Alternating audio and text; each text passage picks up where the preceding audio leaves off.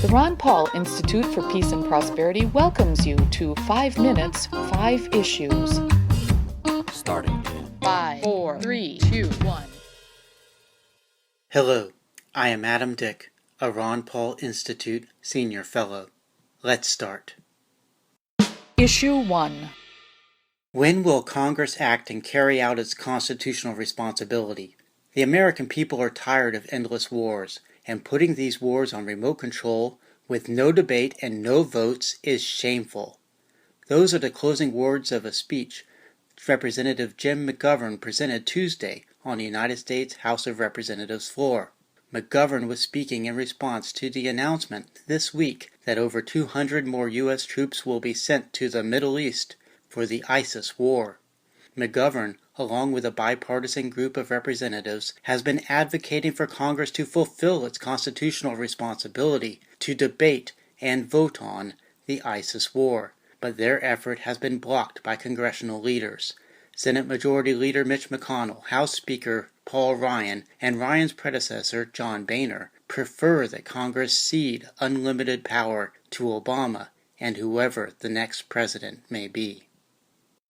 Issue 2. Canada Prime Minister Justin Trudeau promised to seek to implement marijuana legalization on the national level when he ran for office last year. On Wednesday, Canada Health Minister Jane Philpott announced in a United Nations General Assembly speech that legislation to accomplish the promised marijuana legalization will be introduced in the Canada Parliament in the spring of next year. Like in America, where in recent years some state and local governments have moved away from the war on marijuana, some province and local governments in Canada have also in recent years significantly liberalized marijuana policies. Unless a surprise move comes in the United States Congress, it looks like countrywide legalization will come to Canada before America. Issue 3. Federal Bureau of Investigation Director James Comey revealed Thursday that the FBI spent well over $1 million on a hacking tool to overcome the security of an iPhone related to a San Bernardino, California mass murder investigation. Exactly how much more was spent, Comey hasn't said, but hey, it's not like the FBI is spending its own money. The hacking occurred after iPhone maker Apple resisted an ex parte court order the FBI had obtained to force Apple to do the hacking. Just as there has long been plenty of reason to expect, it now looks like that iPhone had little to no information of value regarding the mass murder investigation or potential terrorist attacks. But that is just a small issue on the path to the FBI's ultimate goal: easy access to people's private electronic information. Issue 4. The Obama administration has worked to accomplish regime change in Libya, Syria, and Ukraine. However, the president thinks at least one sort of regime change is wrong.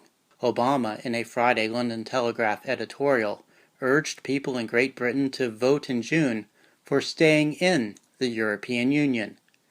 Given Obama's history of bad calls on regime changes, maybe British people would do well to consider Obama's editorial as a factor weighing in favor of voting for a Brexit. Issue 5. Senate Intelligence Committee Chairman Richard Burr and Vice Chairman Dianne Feinstein have made it clear on which side of the so-called Apple versus FBI privacy debate they stand. As I wrote in a Ron Paul Institute article on Monday, the two senators have released draft legislation intended to empower courts to require Apple and others to, as Feinstein puts it, render technical assistance or provide decrypted data in criminal investigations. Fear of terrorism is being used to sell the need to defeat encryption and other privacy protections on electronic information. But reading through the Burr-Feinstein draft legislation, it is clear that terrorism is just the public relations talking point. Indeed, the draft legislation explicitly applies the privacy-stripping power to a list of criminal investigations, including that old standby excuse for liberty violations: drug crime investigations. That's a wrap.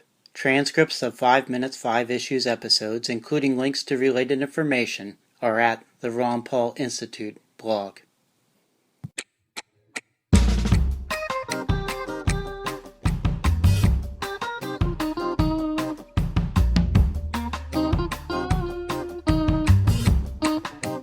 Five, four, three, two, one.